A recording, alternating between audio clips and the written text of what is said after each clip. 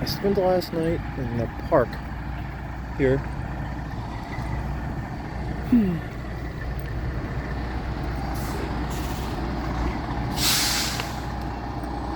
I got handed a lot of no. Got handed a lot of divine wisdom last night. I was able to reach into the mind and pull out the important information. Deeply important information. I set myself up to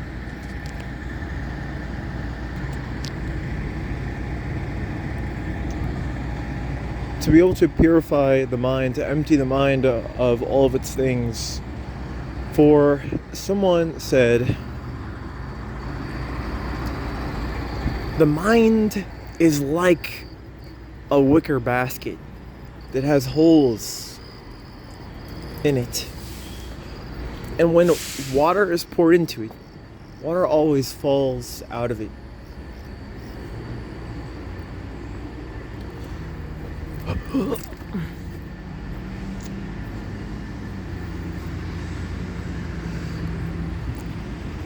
And he said this under the context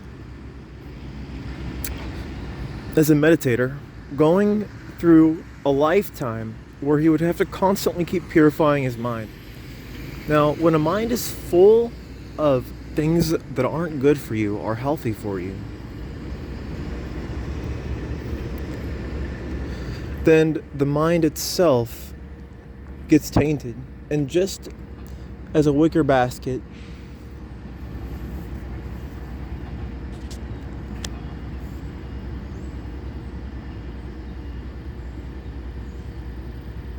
that's half full, if you pour half into it, if you don't wait long enough, the water will completely be tainted, or it will be mostly be tainted, or it'll partially be tainted. Depends how long you wait and what you use to purify your mind with, what you use to empty it with, and what you use to refill it with.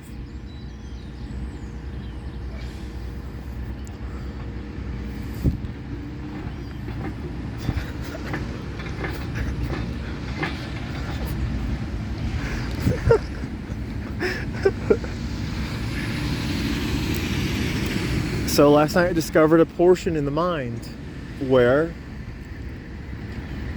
something that's really useful to add to the mind when refilling it would be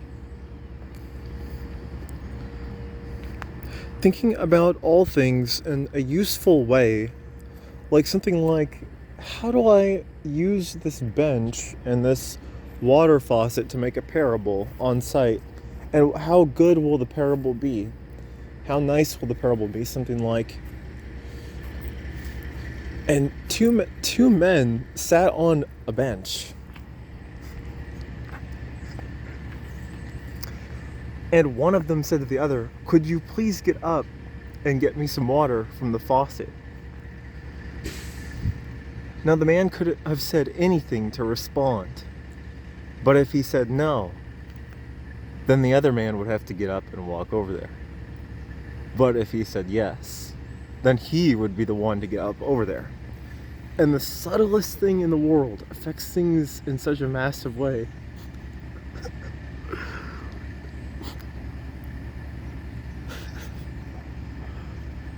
What's the difference between the man on the right and what's the difference between the man on the left? Getting up to use the water and to fill up the water.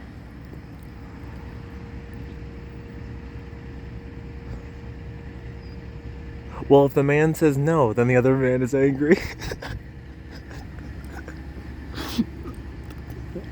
So,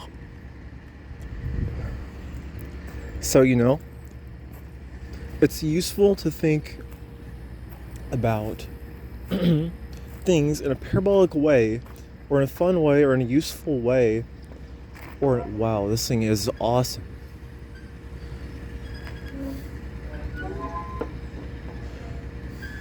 This thing is awesome.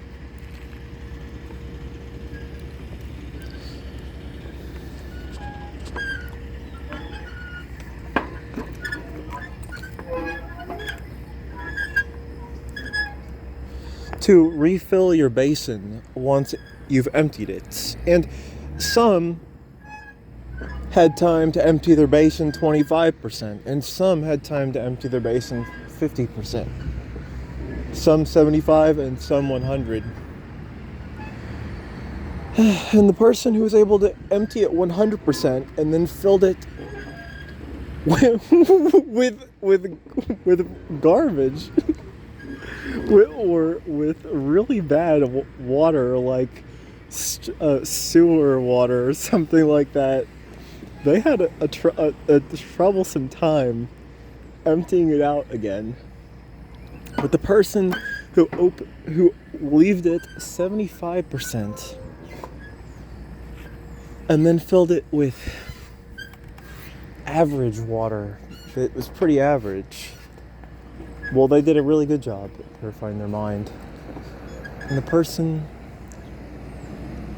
who emptied the mind down to 25% and then filled it with something like the strongest, most luxurious wine had an amazing time delighting in how they filled their basin.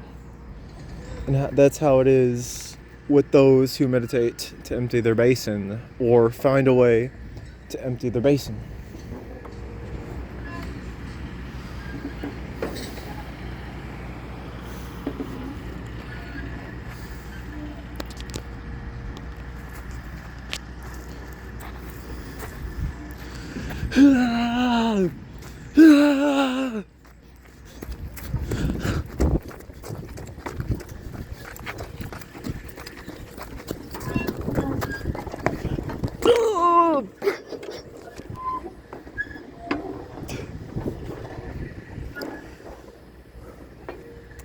So, if this was a giant basin, a choice basin, and that was where you put it in, and that's where it empties, what I would do is spend my time removing the bad things in my mind or letting them pass away due to impermanence, choosing good things to fill the mind with, and then waiting patiently as your thoughts arise and pass away until good ideas arise, and then using as many good ideas as possible to empty the basin, and then to have enough good forms on hand when your basin's empty to start pouring in exactly what it is that you want to pour in. Like thoughts about the glorious body, or keeping the Bible devotion, or thoughts of heaven above, or thoughts about angels, thoughts about the best humans, the best teachers,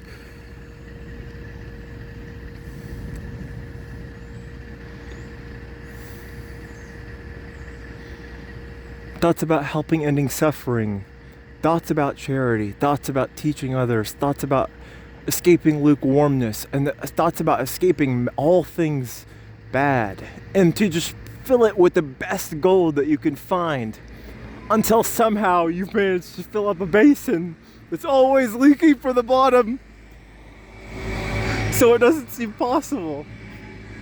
It surely wouldn't. It would never be possible. It would never be possible. How would it be possible to empty the basin and then fill it up with the best thing possible? It would just keep emptying itself. But if you were able to empty it enough,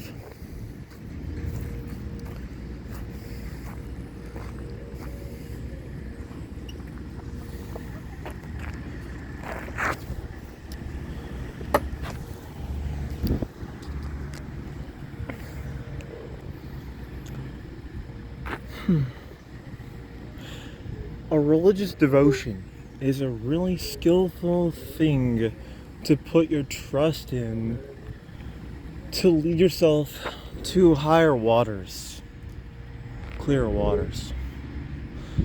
like a devotion to the Blessed Virgin Mary, any type of way of being with her, praying to her, speaking to her,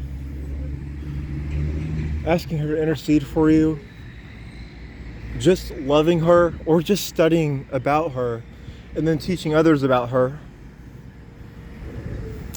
is a very stout way to have a positive effect on your life.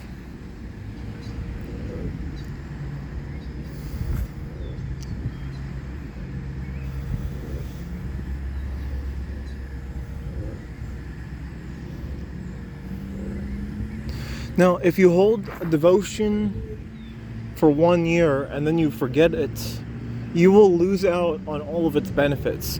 But the point of planting a devotion is so that you can reap its benefits into the future. You start reaping your benefits on day one. And if you plant at the right season, then your fruits will always be more. If you take time to study what you should be planting on and what's a thing that you desire to plant on. But you always have to choose wisely, for desire is the root of suffering, and everything is impermanent.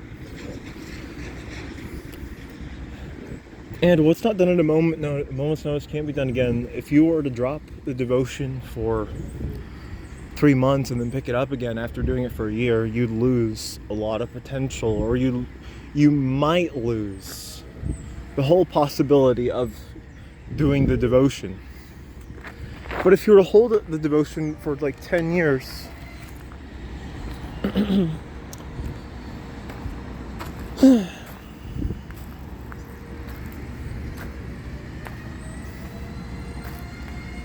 its fruits would be abundant.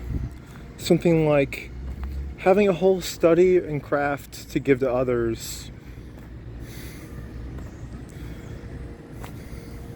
You can celebrate the healing that the mind would take on, and the strengthening of the mind.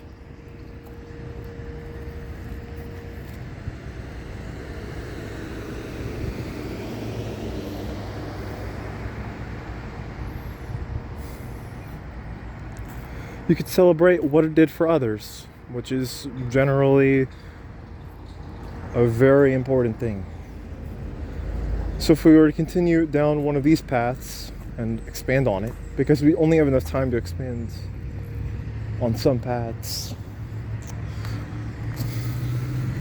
then what a devotion could do for others is you could pick up a devotion like charity for others and do weekly charity, or volunteer, or do it twice a week. It would really be beneficial for the world. Or you could pick up praying for others daily. Or in the example of the Blessed Virgin Mary, you could every day ask the Blessed Virgin Mary to teach you about charity and see where that goes. Or you could ask the Blessed Virgin Mary to help others. Or you could ask Mary to teach you about how Jesus helps others. Or you could ask, where is the best material to study for charity for others and for helping others? And it'd be very easy for yourself, after asking that question, to say, all right, well, all I need to do is go use the mind.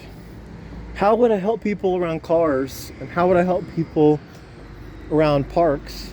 And how would I help people around gas stations and a restaurant?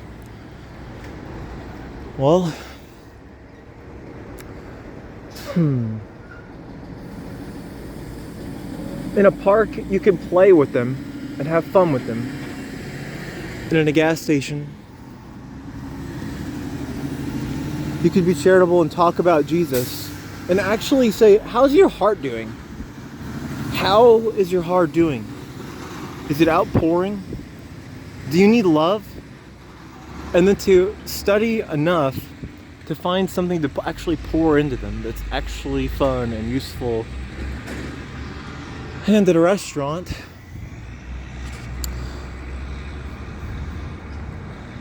to stop at a table of 4 that looks kind of happy, that looks relatively friendly, and say, can we do a group prayer together? Can I bless your food for you?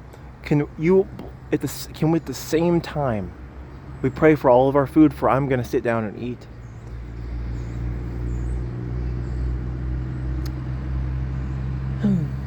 And for cars, it could be waving to others, or simply wearing a smile. Or if you see a car that's going to break down, or it's broken down, that you go and you stop to help them. And just expanding on a devotion of charity like that in your mind, just thinking about things very clearly. For that it does not take very long to come up with many good ideas, or a few okay ideas, but they don't really have a big impact. If you wanted it to have a very useful impact on charity, you would have to increase devotion beyond measure in a subject like, okay, I'm going to need to start a foundation, so I'm going to need to meet people, and I'm going to need friends, and I'm going to need resources. I'm going to need money. I'm going to need a car. I'm going to need all these things in time. So that's what a devotion could help you with. Having a devotion like that over a long time, you could actually get something done. But if you needed to do something simple, then you'd have to think about the object at hand.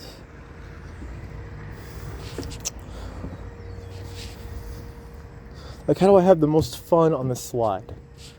Well, obviously by going wee whenever I go down. Wee!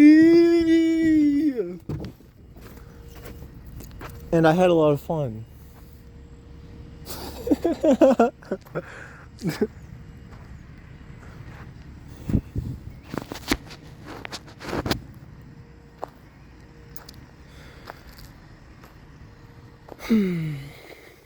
Another stout devotion for yourself, because Jesus says, how are you going to pluck a thorn out of your brother's eye when you still have a log in your own? The same principle of a basin needing to be emptied first and replaced with something beautiful and awesome and lovely and useful is the same analogy as taking the log out of your eye. For once you take the log out of your eye, you have enough valuable and useful and rewarding information inside yourself.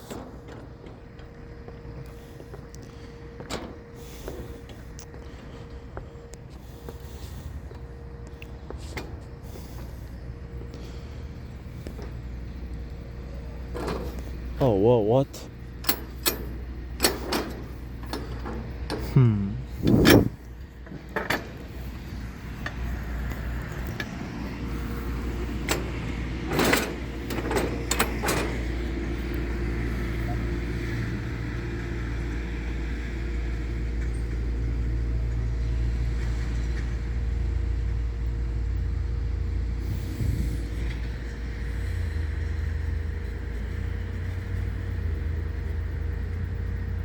So devotion and charity could be really useful in another lifetime.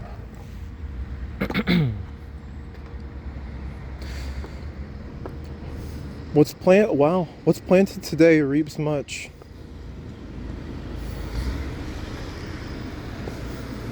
And wouldn't your reward in heaven be very grand if you held a devotion to charity about devotion.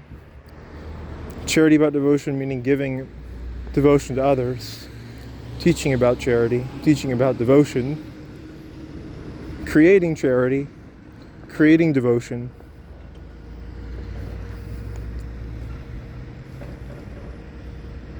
And the list of everything that you could spend your mind thinking about.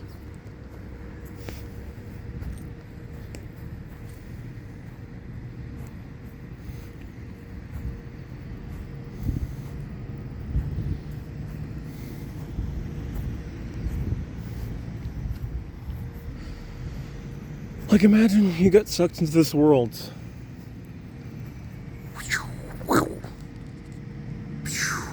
You get sucked into this world And you're right here.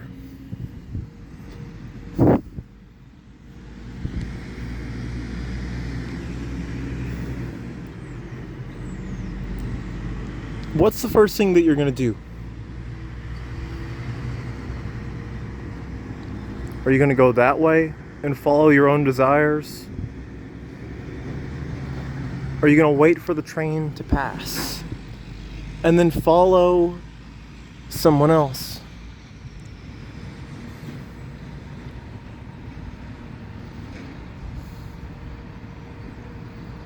Or are you going to go this way and take a lukewarm lifestyle that is neither good nor bad?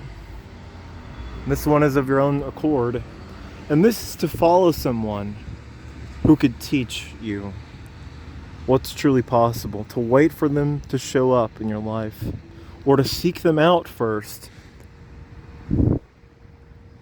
to find them faster.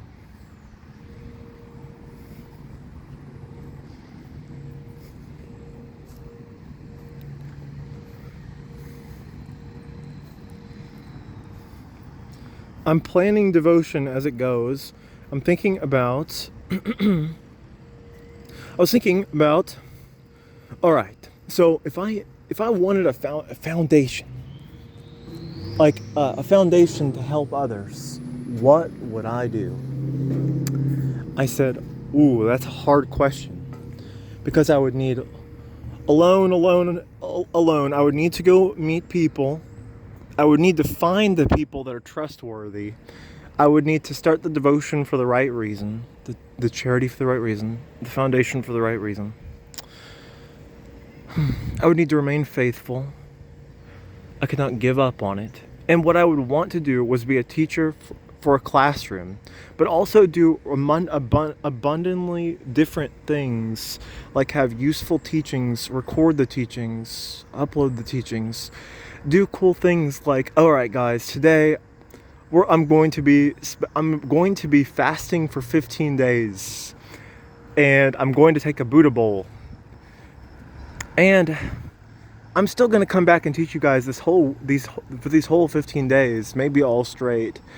But I'm going to fast outside after the end of every teaching. I already pre-planned every teaching, of course.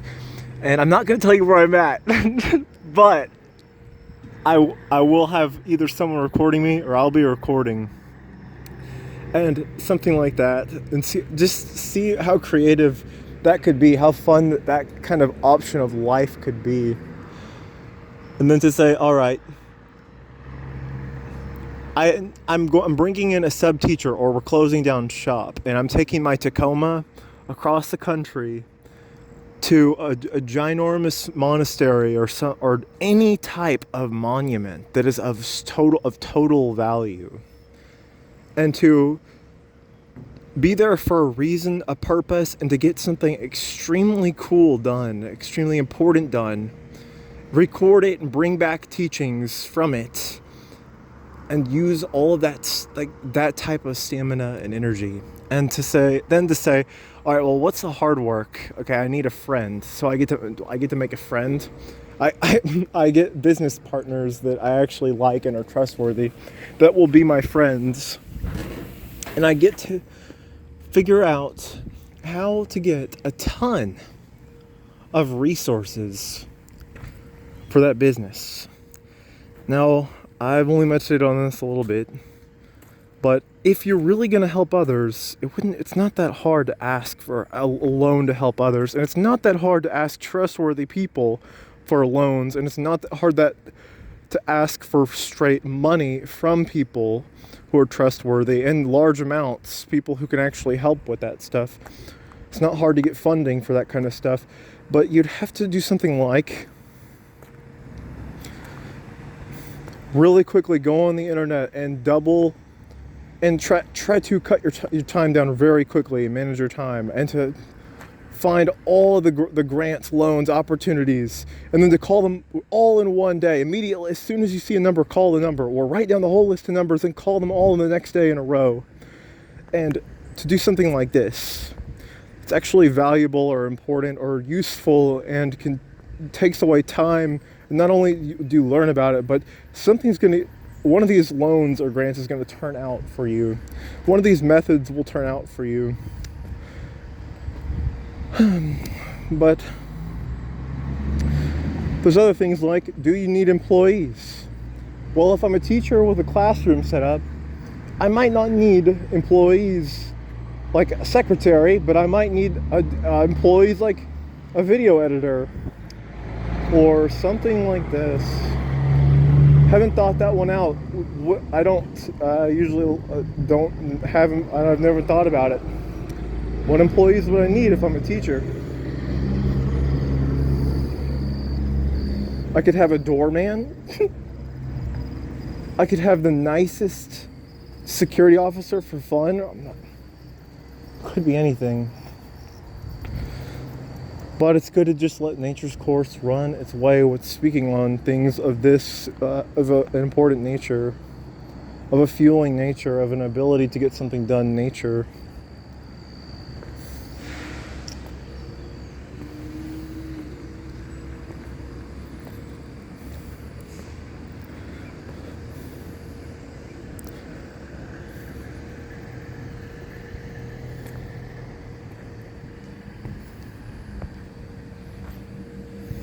I want things to get done under the sound of my voice, and I want that for you.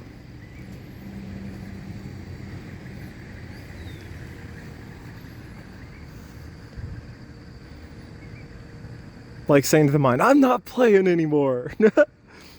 Or I'm not playing anymore. Or we're just not going to do it like that anymore. We're going to build this up. We're going to get something figured out. So seek first and you shall find.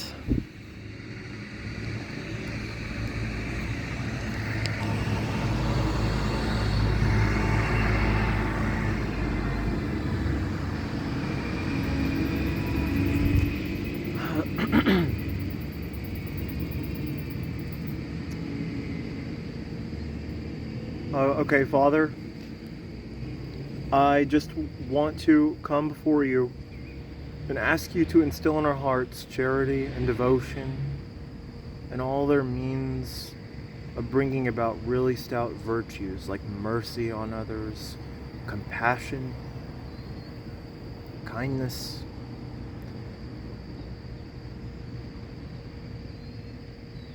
bringing leadership for others, teaching. So I just ask, give us the book of all virtues and let us study it in its deepest nature and figure out what devotion to virtue and virtues in the book of all virtues could do in someone's life. Something like, all right, every day I'm going to think of 20 virtues, 30 virtues, and to hold the devotion. For Jesus did say in the devotion that's hidden, those who plant on virtue and have devotion to virtue will reap a lot. And I planted on it. It reaps much. It's a good fuel for the basin. Anyway, that does it for me. I'll see you not only in this life, but in the next one. Amen.